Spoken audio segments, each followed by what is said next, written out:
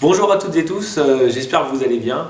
On entame une nouvelle série d'études. On est en train de se déconfiner tout doucement et puis tout doucement les choses évoluent. Et nous aussi dans notre programme on évolue. Et je voudrais avec vous partager pendant les 3 prochains mercredis les paraboles sur le royaume. Si vous avez déjà lu l'évangile selon Matthieu, vous vous rappelez certainement que Jésus parle du royaume des cieux ou du royaume de Dieu qui est déjà là, qui est parmi nous. Et il donne 7 paraboles pour expliquer ce qu'est ce royaume. Et c'est ce que nous allons étudier pendant ces 3 prochaines semaines. Mais avant de commencer l'étude de ces paraboles, aujourd'hui nous verrons uniquement la parabole du semeur. J'aimerais avec vous voir dans quel contexte ces paraboles naissent et dans quel contexte elles sont énoncées. L'évangile selon Matthieu est un évangile très particulier dans ce sens où il annonce Jésus comme étant le roi qui devait venir. Vous savez qu'Israël attendait depuis sa création, depuis sa fondation, le Messie, un roi qui doit venir. Et Matthieu est l'évangile qui est destiné au peuple d'Israël. D'ailleurs, dans sa généalogie qui est donnée dans Matthieu chapitre 1, on voit que Jésus est fils de David. Il est donc directement de la lignée royale de David. C'est une façon de montrer aux Juifs qu'il est bien le roi qui devait venir. Seulement, entre Matthieu chapitre 1 jusqu'à la fin de Matthieu chapitre 12, on voit que le peuple juif, le peuple d'Israël, va rejeter son roi. Et ce qui est intéressant, c'est de voir dans Matthieu chapitre 12, donc juste avant l'annonce des paraboles du royaume, que Jésus a pris acte qu'il avait été rejeté. Et d'ailleurs, dans Matthieu chapitre 12, je reprends rapidement la Bible, Jésus dit, voilà, il en sera de cette génération comme des gens, ils vont être jugés par les gens de Ninive, où Jonas a prêché, et Jésus dit, pourtant, il y a plus que Jonas ici. Et puis il dit, au temps de la fin, la reine de Séba se lèvera aussi et jugera cette génération.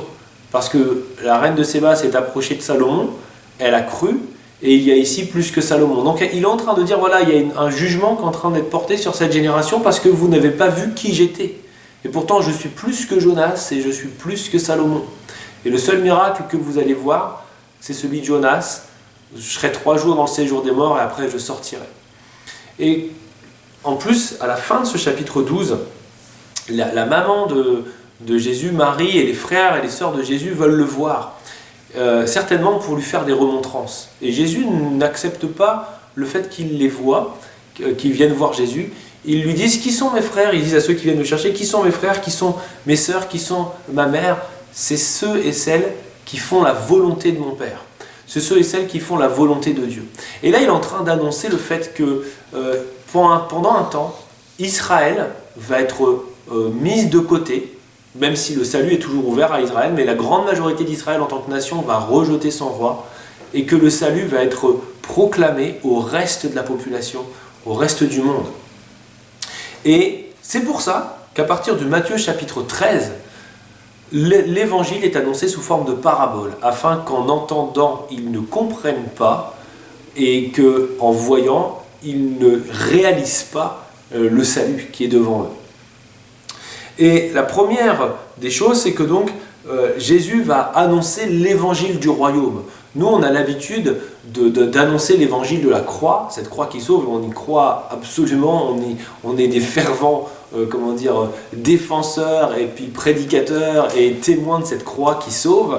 Mais Jésus parle aussi de cet évangile comme étant l'évangile du royaume. Et il va donner 7 paraboles, comme je vous le disais en introduction, 7 paraboles pour expliquer qu'est-ce que ce royaume. La première chose que j'aimerais dire, c'est que Jésus va nous présenter un royaume spirituel donc qui est déjà présent et qui va s'étendre au fur et à mesure des années et des siècles à venir. On va donc s'attaquer à la première parabole, celle la parabole du semeur. C'est assez intéressant de la lire, on ne va pas prendre le temps de la lire, je vous invite à la relire chez vous. Matthieu chapitre 13 verset 1, j'aimerais juste vous lire ce premier verset. Un semeur sortit pour semer. Et puis la semence va partir un peu partout. Il va y avoir de la semence le long du chemin, la semence dans les ronces, la semence dans un sol rocailleux, et puis la semence dans la bonne terre.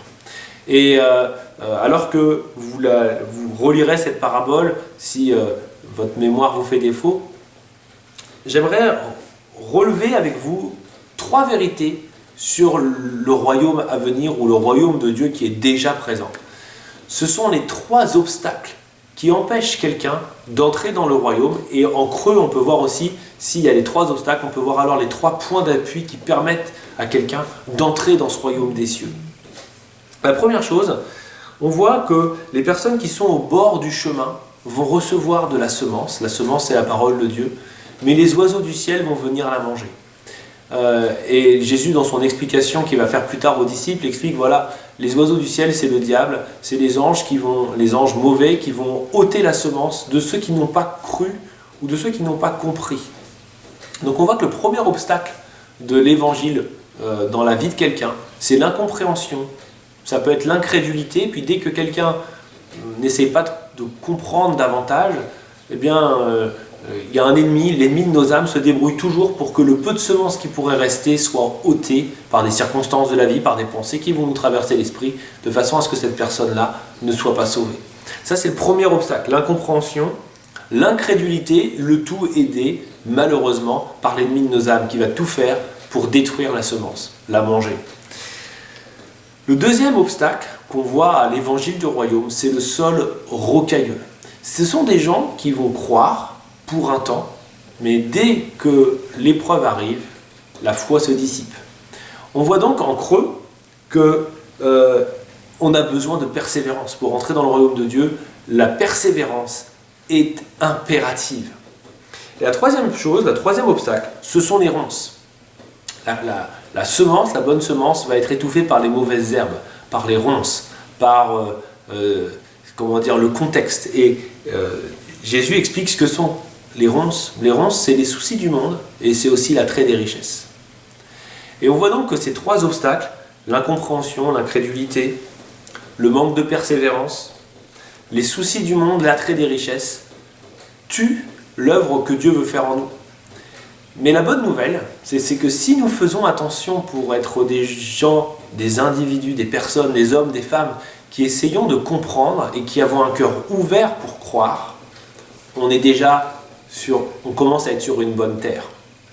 Si nous sommes persévérants face à l'épreuve, on donne la deuxième caractéristique de cette bonne terre. C'est quelqu'un, un homme, une femme persévérant qui face à l'épreuve va résister. Et puis la troisième chose, c'est qu'on a tous des soucis du monde, et puis d'une certaine façon, l'attrait de ces richesses, des richesses de ce monde peut, tous à un moment donné, on peut être attiré par elles. Mais la troisième qualité de la bonne terre, c'est justement de résister à cet attrait du monde, mais aussi résister aux soucis de la vie qui peuvent tout simplement venir miner notre foi et venir miner la croissance de l'évangile dans notre vie. Et si on prend donc là, ces 3 ingrédients, la compréhension, le désir de comprendre la volonté de Dieu et la foi, la persévérance face à la difficulté, et la troisième chose, la résistance face aux soucis de ce monde. On a tous des soucis, mais de se dire c'est pas grave, je vais d'abord m'accrocher, d'abord m'intéresser au royaume de Dieu, à sa justice, comme le dit d'ailleurs dans l'évangile selon Matthieu, chapitre 6, verset 33, on a ce verset magnifique qui nous dit « Cherchez premièrement le royaume de Dieu et sa justice, et toutes ces choses vous seront données en plus. » Donc pas mettre la priorité sur l'attrait de ce monde, mais d'abord la priorité sur le royaume de Dieu. Alors on a les 3 ingrédients qui vont faire de nous une bonne terre dans laquelle le grain planté va porter du fruit. 10, 20, 30, 60, 100 grains, peut-être même plus encore selon ce que Dieu nous appellera de faire. Et donc je vous invite à tous à être des personnes qui vont essayer de comprendre le plan de Dieu, qui ne vont pas s'arrêter à la moindre brise contraire, au moindre vent contraire, mais qui va être quelqu'un de persévérant.